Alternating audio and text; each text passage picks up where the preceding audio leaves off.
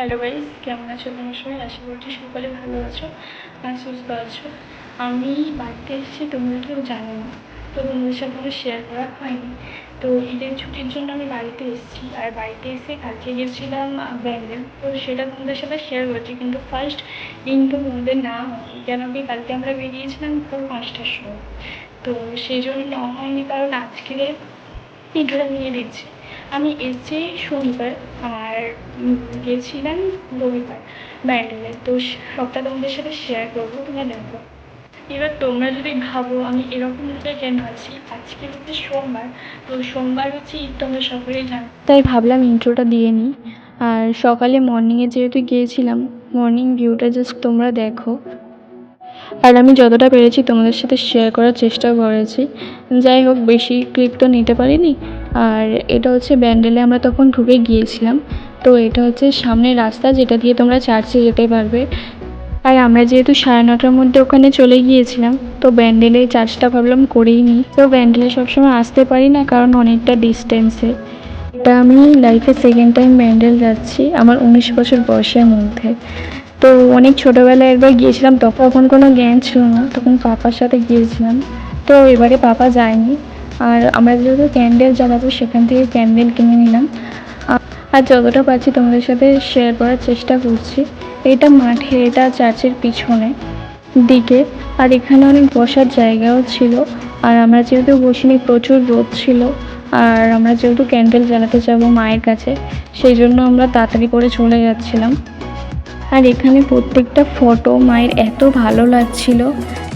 তারপর আমার মা ক্যান্ডেল জ্বালতে চলে গিয়েছিল, আর আমি ওয়েট করছিলাম। এটা হচ্ছে সিঁড়ির নিচে, আর এখান থেকে তোমরা ব্যান্ডেলের জলও নিতে পারবে। আর যাই হোক, আমি না হাঁটুপাত করে উঠেছিলাম। আর আমার দাদার শরীর খুব খারাপ ছিল, তো সেই জন্য ভাবলাম যে একটু দাদার জন্য প্রে করাই যাক। যাই হোক, দাদা তো আমার ভালো নেই আর বেঁচেও নেই, তো কিছুই হলো না, যতটা পেরেছি। আর এটা আমি ফার্স্ট টাইম করেছি হাঁটুপাত করে সিঁড়ি দিয়ে ওঠা। যাই হোক, তোমরা কারা ব্যান্ডেলের সিঁড়িতে হাঁটুপাত করে উঠেছিলে মায়ের কাছে, আমাকে অবশ্যই কমেন্টে জানাবে। আর সেই দিন ছিল প্রচুর রোদ, আমাদের পা পুড়ে যাচ্ছিল, খুব কষ্ট হচ্ছিল সেদিন, এত রোদ ছিল। আর আমি, আমার একটা বোন আর একটা দিদি হাঁটুপাত করে উঠছিলাম। আমার মা অনেক বারণ করছিল যে অনেক কষ্ট হবে, পারবি না, কোনো দিন এসব করিস না। তো যাই হোক, তাও আমি করেছিলাম শুধু আমার দাদার জন্য, দাদা যাতে ভালো থাকে। কিন্তু সে তো আর নেই এই জগতে, তো আর কি বলবো। তারপর আমরা প্লেটে করে বেরিয়ে গিয়েছিলাম। ওখান থেকে বেরিয়ে একটু পাপড়ি চাট খেয়েছিলাম। তারপর চার্চের পিছনে, মানে রাস্তার পাশ দিয়ে বাজারটা বসে। আর পিছন দিকটায় প্রচুর দোকানও আছে, খাবারও দোকান পাবে আর জিনিসপত্র কেনারও দোকান পাবে।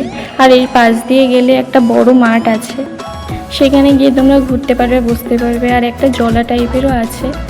দেন তারপর ওখানে আমরা গিয়েছিলাম বসতে। দেখো জায়গাটা এরকম ফাঁকা টাইপের।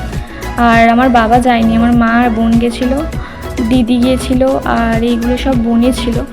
আর যাই হোক, আমার মাকে কেমন লাগছে তোমরা অবশ্যই জানি। আমি জোর করে মাকেই চুড়িদারটা পরিয়েছিলাম। তার আগের দিন আমি শপিং করতে গিয়েছিলাম, শপিং করতে গিয়ে মায়ের জন্য এইটা কিনেছিলাম। তারপরে আমরা সবাই মিলে বিরিয়ানি অর্ডার করে দিয়েছিলাম, বিরিয়ানি খাচ্ছিলাম। আর ওখানে খাবার জিনিসের প্রচুর দাম, তোমরা একটু চারিদিকে ঘুরে দেখবে, দেখে তারপরে খাবার দোকানে ঢুকবে। আর এখানে ফার্স্টে ঢোকার জায়গায় এখানে হল টাইপের আছে। প্রথমে তো আমরা বসিনি, দেন লাস্টবেলা লাঞ্চ করে এসে তারপরে এখানে একটু বসেছিলাম।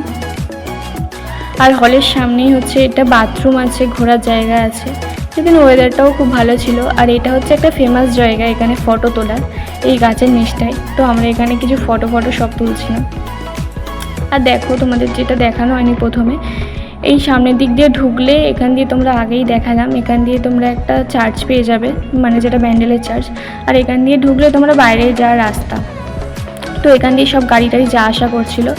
আর এখান দিয়ে হচ্ছে মানে এখান থেকে সব দোকানগুলো স্টার্ট হয়েছে। এখানে এই ফুলগুলো তো, মাথার হেয়ার ব্যান্ডগুলো তো ফেমাস, তোমরা সকলে জানো। আর এখানে সব দোকান ছিল, এখানে ক্যান্ডেল, বড় বড় ক্যান্ডেল বিক্রি হচ্ছিল। তো তারপরে আমরা কেনাকাটা করতে চলে যাই সবাই মিলে। আর এখানে ক্যান্ডেলগুলো দেখো কত বড় বড়, আমি ফার্স্ট টাইম এরকম দেখেছি। আর তোমরা কারা কারা ব্যান্ডেল গিয়েছো আমাকে অবশ্যই কমেন্টে জানাবে। আর এখানে রিংও অনেক রকম বিক্রি হচ্ছিল, আমরা অনেক কিছু নিয়েছি যতটা পেরেছি। তো পরে ফের আবার যাব। আর সেই দিন তো প্রচুর গরম ছিল, একটা আইসক্রিম খেলাম। তারপরে আমি আর আমার এক দিদিই বলতে পারো, ও আর আমি চা খেতে গেছিলাম। এখানে আসবো চা খাবো না তা কখনো হয়, চা লাভার হয়। আর তোমাদের একটা সিক্রেট শেয়ার করি, এখান দিয়ে নামলে তোমরা একটা বাথরুম পেয়ে যাবে, যেটা অনেকেই জানে না, সব লোকাল বাথরুম ইউজ করে, বাট এইটা আমরা জানতাম বলে এখান দিয়ে গেছিলাম। আর এখান থেকে যিশুর মূর্তিও দেখা যাচ্ছিলো। যাই হোক, তোমাদের যতটা দেখাতে পেরেছি। তারপর গলিটা দিয়ে ঢুকে গেলে তোমরা বাথরুমটা পেয়ে যাবে, এটা সিক্রেট, যারা জানো না এর পরে বারে গেলে এখানে ঢুকে যাবে, কারণ এই বাথরুমটা বেশি পরিষ্কারই থাকে। আর ওইটা যেহেতু লোকাল বাথরুম, ওটা সবাই ইউজ করে। তারপর যেহেতু আমাদের 4টের সময় বাস ছেড়ে যাবে, সেই জন্য আমরা তাড়াতাড়ি করে বাসে উঠে গিয়েছিলাম। আমরা বেশিক্ষণ ওখানে সময় কাটাতে পারিনি।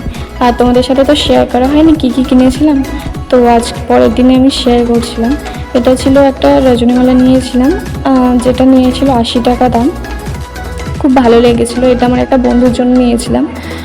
আর এই রিংটা নিয়েছিলাম আমার বোনের জন্য। আর এইটা দেখো, এটা বাইবেল টাইপের, মিনি বাইবেল, যেটা হচ্ছে একদম ছোট ছোট ভাষা লেখা আছে, তুমি এটা নিজের সাথে রেখেও দিতে পারবে সবসময়ের জন্য।